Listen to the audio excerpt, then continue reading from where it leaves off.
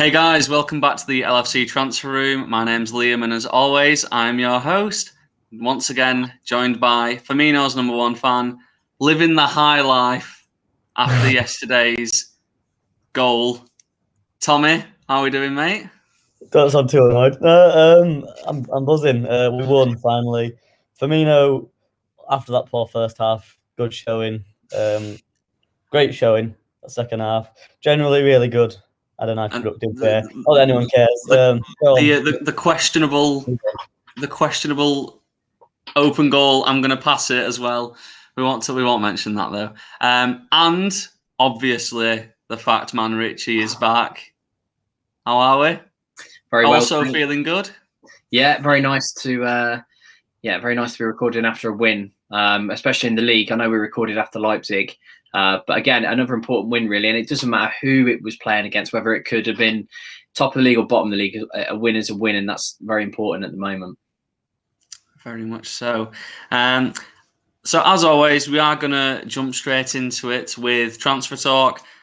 First one, just before we started recording, was that it's come from Sky. They're reporting that Mino Raiola has essentially said Liverpool are linked to Haaland this summer.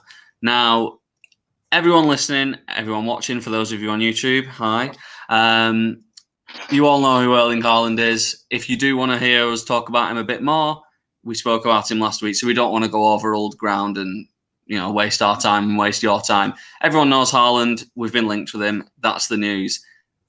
The next rumour is also quite a significant player who a few of you might have heard of, Rafa Varane from Real Madrid. Obviously, this rumour comes from Diario, I think it's pronounced.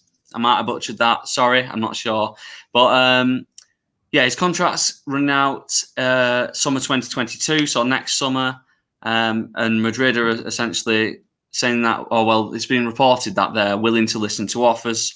They're not really, don't really trust him without Ramos being there. And obviously, with everything going on surrounding Ramos's contract, it kind of throws the Varane situation up in the air and his future at the club as well. So, Tommy, Rafael Varane, World Cup winner, multiple Champions League winner, extremely experienced, and apparently for the cut price of 43 million. What do you make of that? Yeah, I think the key bit there is the 43 million, the deal.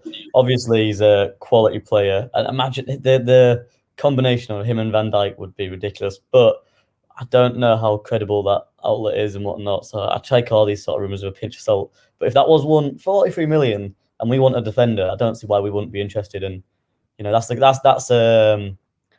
proper signing to 4J dynasty. The word went out my head then. That's a dynasty signing. You love that word. Yeah, I do. Yeah, Richie, agree? To an extent, yeah. I mean, when you look at Varane's credentials at 27 years old, he's a World Cup winner, like you said as well. He's got experience of winning leagues, Champions Leagues, all sorts of silverware, and he's actually quite fast. He hit a top speed of 34 kilometers an hour in 2019. Now, as we said last week in the pod, Mbappe's top speed is 38 kilometers an hour. So he is fast. And again, we know that Liverpool like to play that high line because Van Dijk and Gomez are quick themselves. Again, we can play that high line with Varane. I mean, when Zidane said that he's part of the club, we're very lucky to be able to bring him to Madrid. We're lucky to have him. But again, there's that controversy of can he be trusted without Ramos? And if he can't be trusted without Ramos, what happens if he does come to Liverpool and Van Dijk isn't there and he can't be trusted with Van Dijk? I suppose. I was going to say, if he comes to Liverpool, he's playing alongside a better defender anyway, so it don't matter. Yeah. But, to be fair, if Van Dijk isn't there. The thing that did concern me, though, I looked on FB Ref over the past year, and it gives you the stats and the percentiles. For tackles, he's actually only in the 13th percentile, which is quite low. Yeah, but that's the whole thing with like defenders and stats. Like everyone that like there were all the comparisons with like Vidic. Was it like 2008 Vidic to Van Dijk that year? He like was second in the Ballon d'Or. So look at all the defensive actions Vidic did, and then if you pull up Titus Bramble's numbers from the same season, he did more than Vidic. Yeah, and I suppose with Real Madrid, the Real Madrid of old, you would probably say that he doesn't need to tackle as much because they're quite attacking, but he probably does need to tackle, and he's making slightly less than one successful tackle per game. And do you want to bring someone in like that for 43 million? I don't know what other options are. That we've been linked to quite a few centre backs. I'm not sure. I mean, the reason why Real Madrid do want to sell, though, again, another reason why we might not want to jump straight in with 2 feet is because they're hoping to raise enough funds to bring in Kylian Mbappe to Madrid. Yeah, well, that was the big one. I was like, do we want to help them? Yeah, let's not help them out with that, because we would like him at Anfield as well. So, yeah, like Tommy, he's a fantastic player and it is an impact signing. It is, one that would actually make people stand, Rafael Varane, yeah, he's won this, and this, and he's 27, he's in his prime. Manchester United also want him to partner Maguire because, we all know that he needs some help there as well. So, a lot of help. It's one of those that I think if we don't sign him, someone else will, for his CV and the fact that he will come into his prime.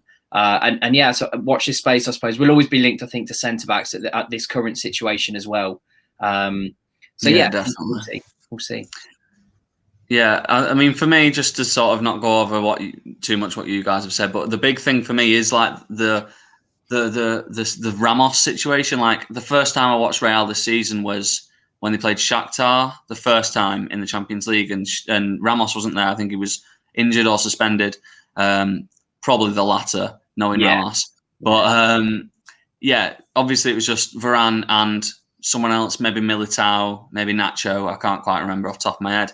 But they went down like 3-0, 3 or 4-0, something like that. Yeah. And it could have been more in like, I dislike Real, but I'm not even being harsh. They should have been about 5 or 6 down to Shakhtar at one point. And that is a worry. But then you look at him three seasons ago, less than that. He's partnering on Titi and he's led his team to a World Cup. He looks solid. It doesn't really make sense to me because he's extremely experienced. But it is a worry because he's meant to be that guy in that defence. And I remember a few times after Shakhtar when he just capitulated and he looked a mess. I remember a couple of years ago as well when we signed Van Dijk, and it was like you put Van Dijk in that world-class bracket. Who else? Oh, Rafael Varane was just your instant answer. And now you wouldn't put him near. Yeah, well, you'd question it definitely. Yeah, and you wouldn't necessarily put him near to it.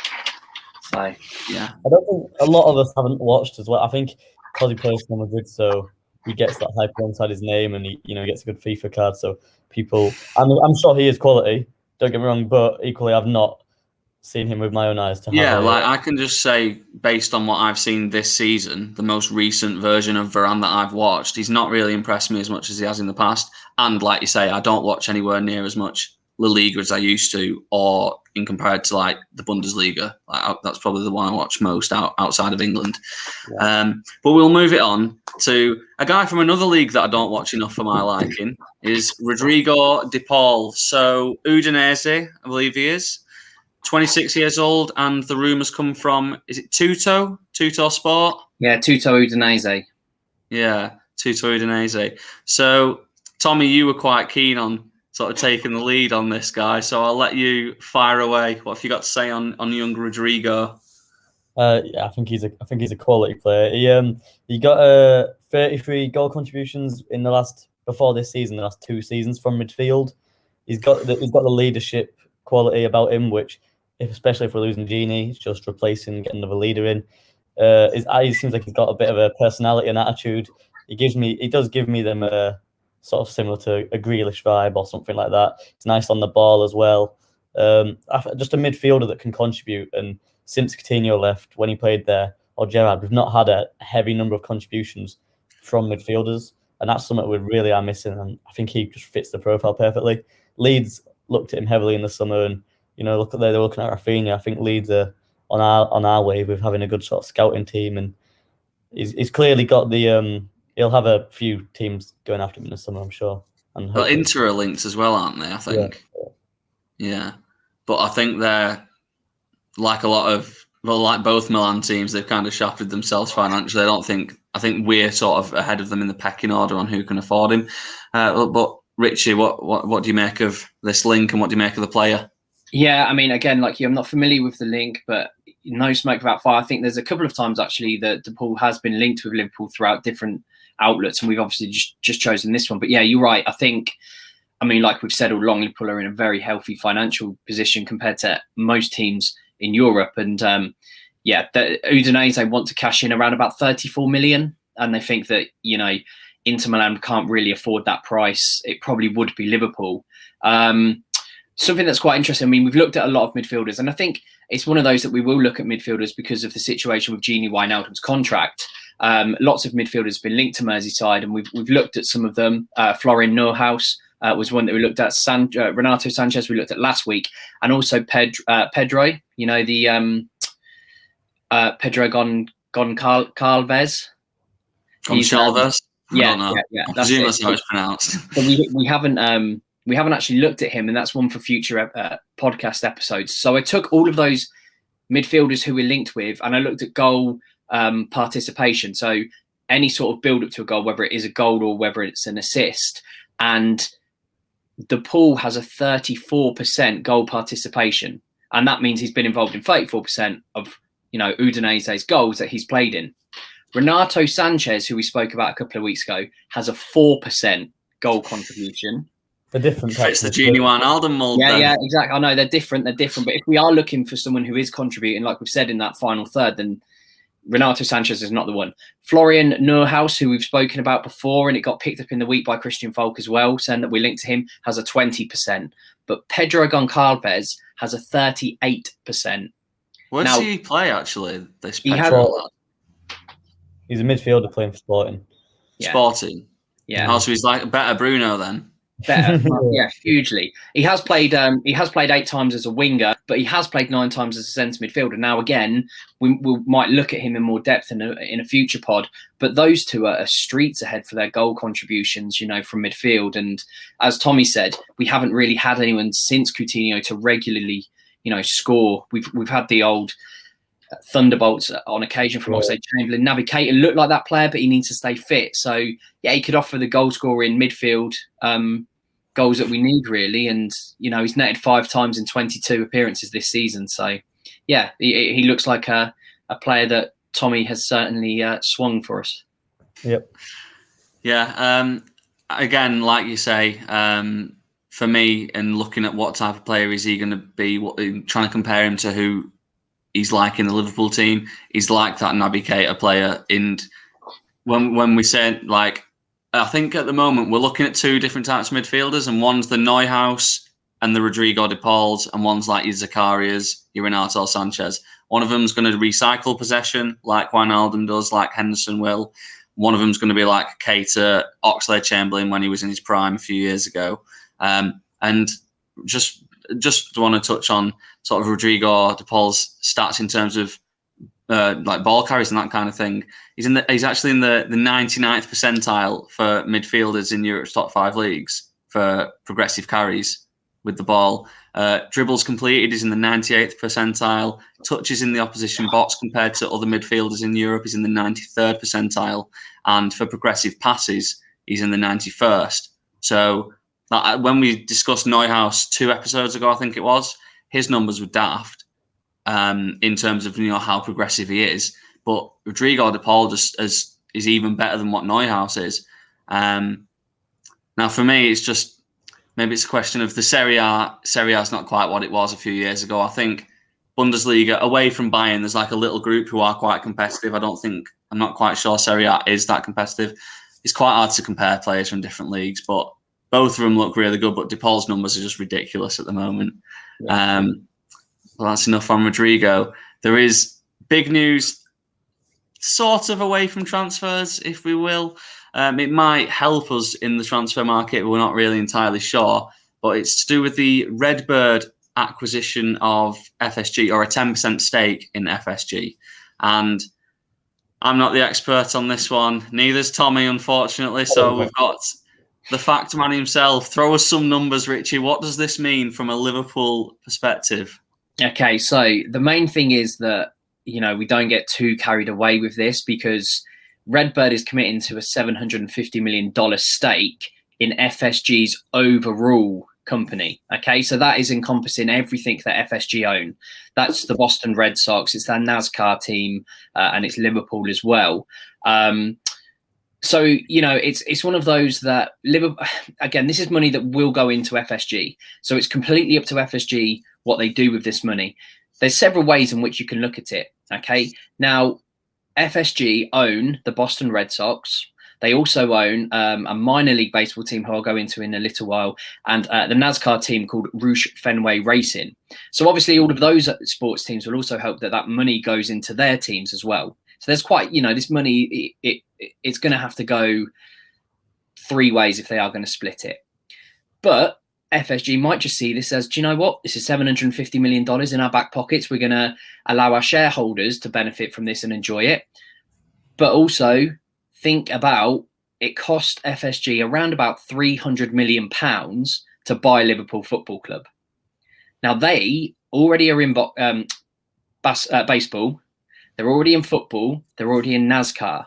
They might just take this $750 million and say, oh, well, we fancy now getting into basketball. Or we might go and buy a hockey team and grow them like they've done with Liverpool. Liverpool are valued at over £1 billion, over £1 billion as well. Not even dollars, over £1 billion. So they've made like 3 times the amount of money that they've done. They can do that again. They did it with the Red Sox. They're very, very astute and sound with their money.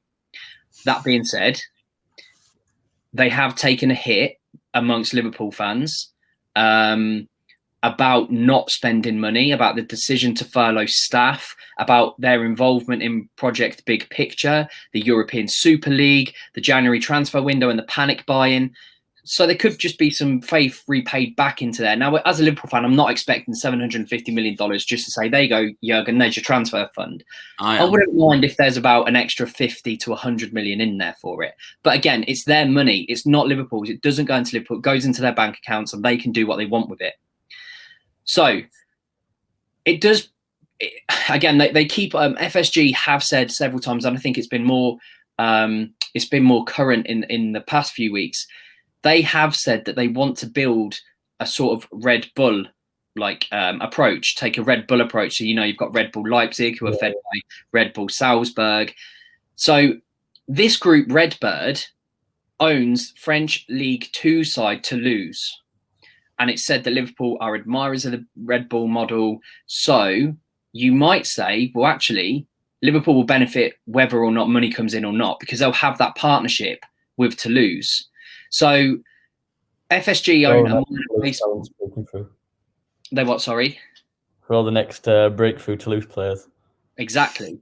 So I mean, what again? So you take that and bear with me for like 2 seconds.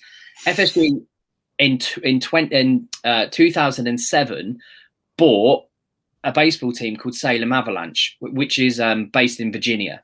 Okay. They took that and they basically transformed it into a development or a feeder team for the Boston Red Sox. And since FSG took over, which is now called Salem Red Sox, obviously, with the same team colours and a very similar logo, their team have actually won 4 division titles and a league title. So again, if we're looking at the Red Bull model, it's perfect for this Toulouse link, where Liverpool could implement a similar arrangement with Toulouse, and young talent from Liverpool can go over to Toulouse, and get that first team experience, or good players from Toulouse can come over, first dibs on Liverpool. So again, it's something to look at and it's something to explore. So even if that $750 million doesn't go straight into the Liverpool transfer fund and transfer war chest, there is a possibility that we'll benefit through the Toulouse link.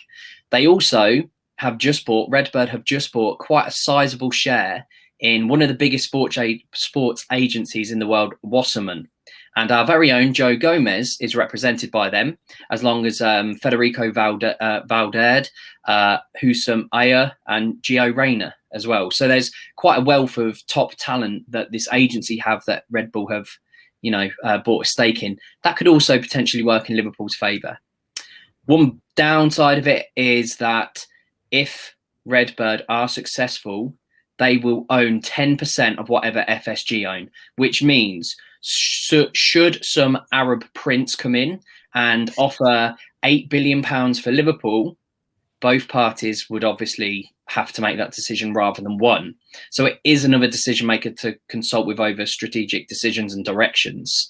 So again, it's one of those that can go anywhere. It could be that we sign Mbappe in the summer and Haaland because FSG go, you know what, Liverpool, you have it. Go and get the league back. or it could just mean they might want to buy another team. They might want to pay off their shareholders. They might want to pay off some debts. We don't really know. When they bought, Liverpool for that 300 million, we don't know how much of that was on a loan. So they might just pay those loans back. So it's up in the air. But I would take it as an optimistic approach, because it's another company at the end of the day who could help Liverpool out. I don't think the ownership of FSG are going to drive the Boston Red Sox or Liverpool Football Club or Rouge Racing down to the ground. I don't think they will. So, I do think they are good owners. And I think that it's something that we could potentially be excited about, if nothing else, for the link to Toulouse. Out of breath, Richie. There was a lot in there. I apologise. I'm so sorry. And anyone to sleep and you're driving.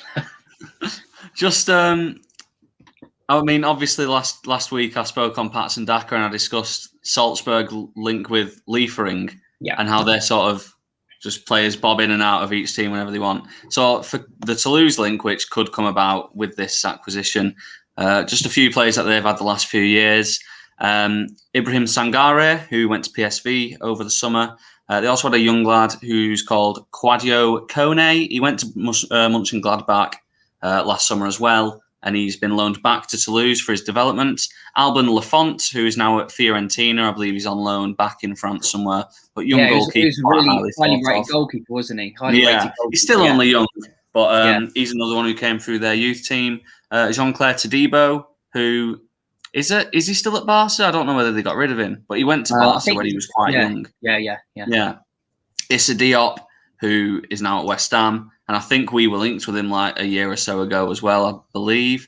And one the probably most people are going to be aware of is Wissam Ben Yedder, who left for Sevilla, having spent quite a few years in the youth team, and is now back in France at Monaco. So that's only like 3 or 4 years worth of players, and there's some decent little talent in there. So if we could get a few of them every year, that'd be all right from Toulouse. But I think that covers it all for the Redbird. Thank you very much, Richie, for taking the job away from me and Tommy for that bit. I'll probably butcher it. But we'll move on to the fan questions now, less transfer talk. And it's related to, the one that we got from pretty much everyone is Fabinho. Should he go into the defence? He's meant to come back against Chelsea. Should he go into defence? Should he go into midfield? If he is going to play at all, where would you guys want him? Tommy, you've not spoke for a while. I'll let you start on this one. Given the recent performance from the midfield and maybe how sort of more aware I am of the defence, I'd probably put him in centre back right now. Just for Kabak or Phillips. Actually, that's a good point. I'd say I want to say Kabak, but he looked good against Sheffield United. But in the Premier League, he has looked quite shaky for me as Kabak, and it hopefully proves me wrong and comes good. But I think he's looked a bit nervy and not quite ready for it, which is completely normal, of course. But it also, I guess, depends on whether or not Klopp's going to think about, which he usually does, easing Fabinho in, especially with the Champions League coming up. I probably won't start. Maybe he does come on in midfield or something like that, because Genie's played a lot. So I've not really answered your question, but there's quite a few variables to consider, and I think I'd probably, if he's going to start, I'd play him centre back personally. Yeah, fair. Richie, midfield, defence. Horses for courses. I think against Chelsea, you play him in defence, because I wouldn't want Kabak and Phillips playing at centre back. But let's say if we play Sheffield United all over again, then I would take him to midfield and let Kabak and Phillips, start to try to get some sort of relationship with each other where they can play at centre back together against big teams. But again, you would probably trust Fabinho more in that position in the big games. I know every game's a big game, but there's levels, isn't there? And wherever Fabinho plays is going to be a great contribution. But I think Kabak and Phillips, let's say they are the starting centre backs, because I think Davis is out injured, and it looks like those are the two guys who are going to be picked. So whatever happens, even if Fabinho does play in midfield in that six, he's still going to offer a lot of protection for Phillips and Kabak to make their game better anyway. Fabinho is that type of player. He's just going to elevate the game from everybody around him. So he'll give Phillips and Kabak that security. And I think, Kabak looks a bit shaky, as does Phillips, but that's because they haven't got a leader You know, they haven't got a leader in that Liverpool back line, really. So, yeah, I think wherever you play Fabinho, he's going to make an impact on them both, whether you play him at centre-back or in midfield. I personally would like to see him in midfield, and you trust the centre-backs, but I completely understand why maybe against Leipzig he would play at the back, because we are stacked in midfield, especially now Naby Keita's coming back. You know, and maybe Fabinho can play in that centre-back role. But, you know, Klopp knows what he's doing. I think, you know, Kabak, Phillips need to play together. They are centre-backs. Let's use them at centre-back, you know, more often. But like I say, horses for courses. Yeah, I think just to dive straight in there and answer the question, Fabinho, midfield for me from now on. Centre-backs, play centre-back. Midfield, please start playing midfield a bit some more. And the jump up from Wijnaldum, no disrespect to Wijnaldum, is great, but the jump up from as a 6 from Wijnaldum to Fabinho is ridiculous. He's one of the best in the world in that position. And that, like you said, Richard, I don't think a lot of people considering the added protection that going from Wijnaldum to Fabinho is going to have for those two lads behind him. So I'd like to see him there. And, you know, most of the time he drops in and sort of sits between the two anyway. So, yeah. I mean, that's his role. And then also you have to think about the whole team. If Fabinho can sit there and make it 3 centre-backs, then that's when Robbo and Trent can bomb forwards as well. But again, really quickly, Fabinho registered 4 assists last season from that 6 role because, you know, he's almost that quarterback looping balls over the top. And that's what we miss at the moment. Yeah, Wijnaldum doesn't offer that the same. No, I mean, especially not the quality of balls that Henderson and Fabinho can nip over to the top in that 6 role. So, yeah, I think there's an argument to be made for both sides. Yeah.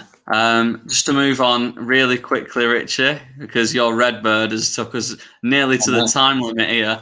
But you've got a fact for us, and it's 1-1, I believe. So it's a tense one. Come on, Richie, what have you got? Okay, so on Sunday, Tommy's mate Bobby Firmino had a hand in scoring Liverpool's 7,000th top-flight league goal.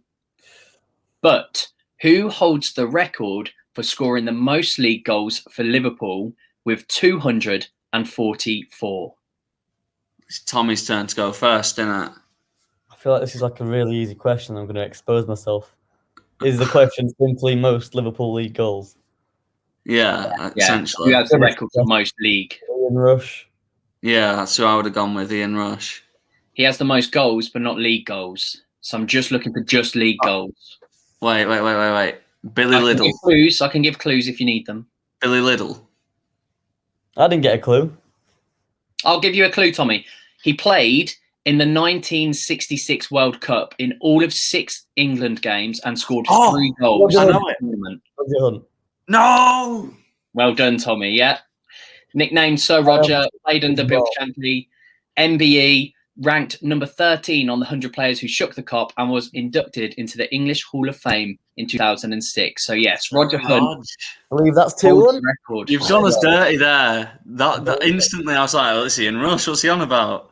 Yeah, league goals. Okay, so Tommy's took the lead once again.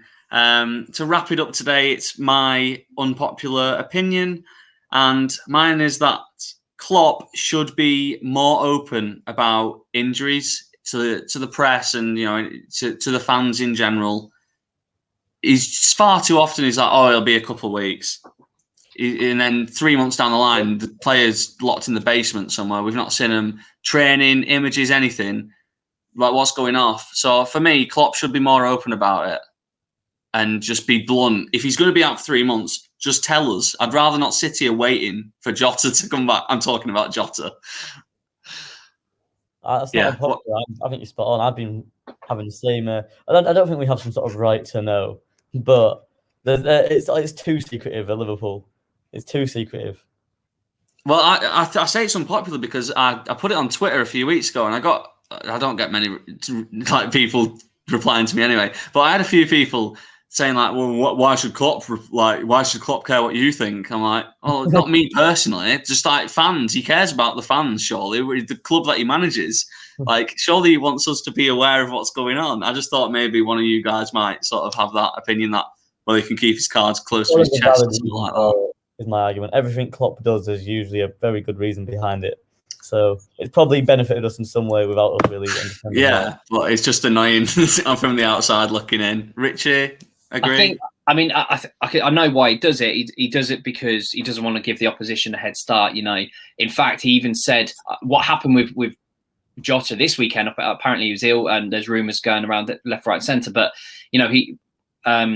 Sheffield United probably would have prepared for Jota to be there, and then all that preparation goes out the window when he doesn't start. So I can understand why he does it, because he doesn't want to give a heads up to the opposition saying, "Oh yes, he's going to be out for 3 months," and then it's complete uproar.